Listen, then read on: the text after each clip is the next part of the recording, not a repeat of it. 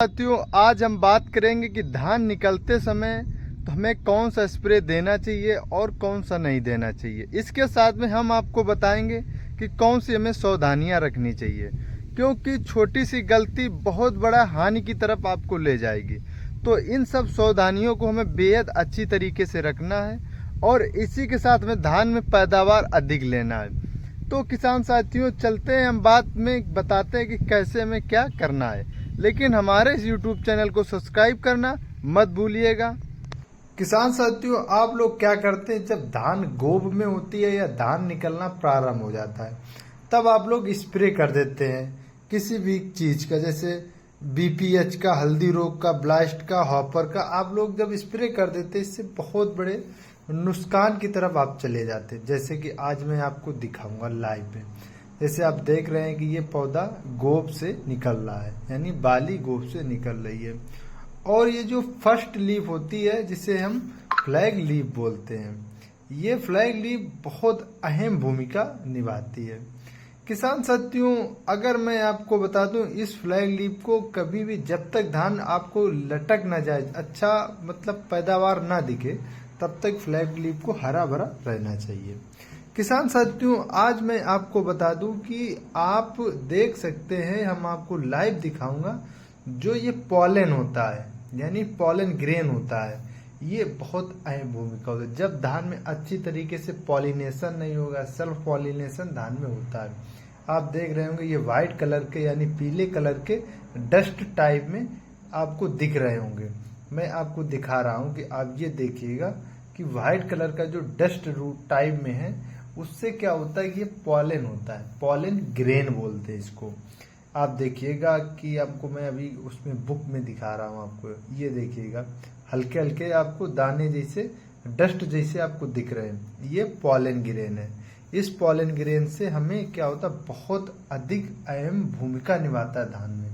जब pollen grain नहीं होगा और पॉलिनेशन नहीं होगा तो उससे क्या होता है कि पौधे में भराव नहीं होगा, यानी दूधिया अवस्था नहीं आएगी, धान जो है खाली रह जाएगा। जैसे कि आप इसमें देखेंगे, इसके ये दो भाग है, ये खुले हुए, जो ये दो भाग खुले हुए हैं, इसको एक को लीमा बोलते हैं, एक को पीलिया बोलते हैं। और इसके अंदर क्या होता है, इसके अंदर पॉलन होता है जो पीला डस्ट के रूप में दिखता है, और यह सेल्फ पॉलिनेशन होता है। क्योंकि आप देख सकते हैं जो बीज का ये मुंह खुला हुआ है, आप स्प्रे करेंगे और इसके अंदर पानी अगर चला जाएगा किसी भी चीज का, या कीटनाशक का, या फंगीसाइड का, या पानी का, तो इससे क्या होगा, पॉलिनेशन नहीं होगा।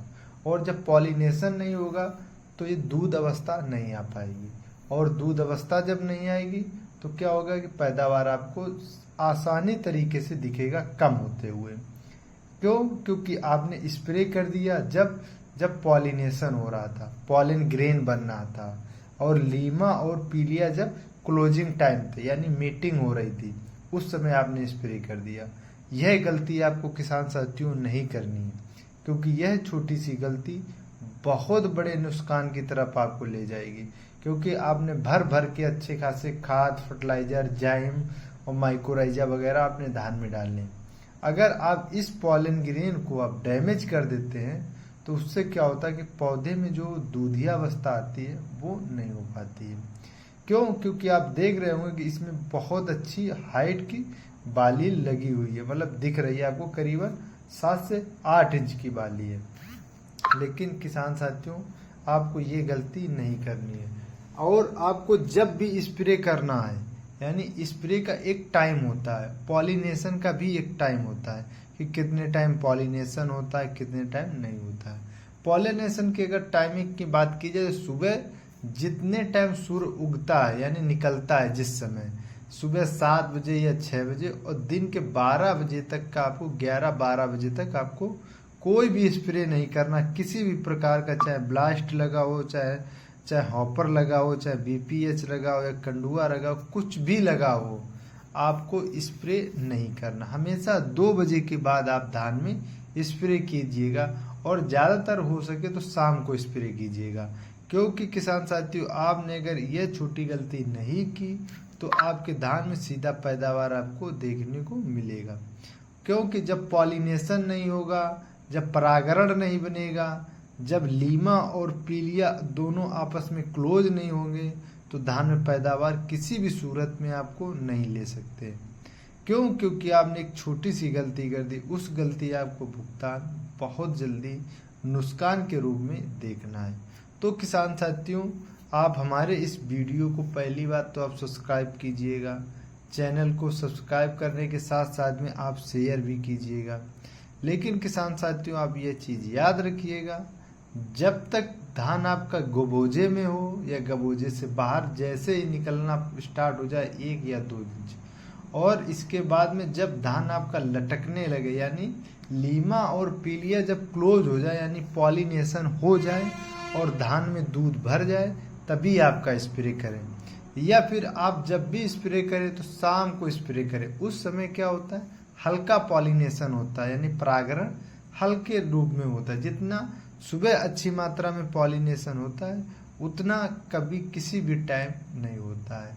तो किसान साथियों, आपको बाद में समझ में आता है कि हमने क्या कर दिया, जो हमारे धान में बीज में नहीं अच्छी ग्रोथ हो पाई यानी बालियां नहीं बन पाई, कल्ले नहीं बन पाए, और भी भिन्न प्रकार की समस्याएं देखने को मिलती हैं। तो किसान साथियों, मैं आपको फिर सलाह दूंगा कि एक छोटी सी गलती बहुत बड़े नुकसान की तरफ आपको ले जाएगी। तो किसान साथियों, आप दोबारा ऐसी गलती मत कीजिएगा कभी भी। अगर आपका धान बिल्कुल लास्ट स्टेज पर आता चला जा रहा है और तकरीबन 2 से 1.5 महीना अभी बचा हुआ है, अगर आपने इसी टाइम अगर अच्छे से न अगर उसकी देख रेख रख ली तो आप ये समझिएगा बहुत अच्छा ग्रो कर जाएंगे।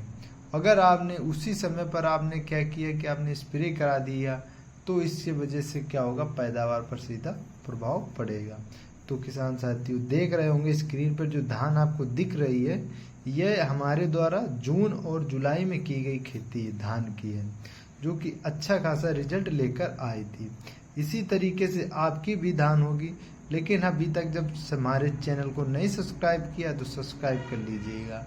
जब भी अब आज के समय में खेती किसी भी प्रकार की करें तो सोच और समझ के और टेक्नोलॉजी के अनुसार करें। किसान साथियों, आप जब भी खेती करेंगे तो उसको आप हमारे इस YouTube चैनल को सब्सक्राइब करेंगे और इसके बाद में वीडियो देखेंगे तो आप खेती टेक्नोलॉजी के साथ में कर सकते हैं। अगर आप वही डीलर के साथ या किसी और के साथ में आप जाते हैं तो उससे क्या होता है कि रेट का भी इशू होता है और बहुत सी चीज़ों का आपको देखने को इशू मिलेगा। तो किसान साथियों, हमारा ये चैनल कैसा लगा, आपको अगर अच्छा लगा हो तो अपनी कमेंट बॉक्स में अपनी राय दे सकते हैं। अगर आपको ज़्यादा से ज़्यादा किसान साथियों को आप शेयर कर सकते हैं। जय हिंद।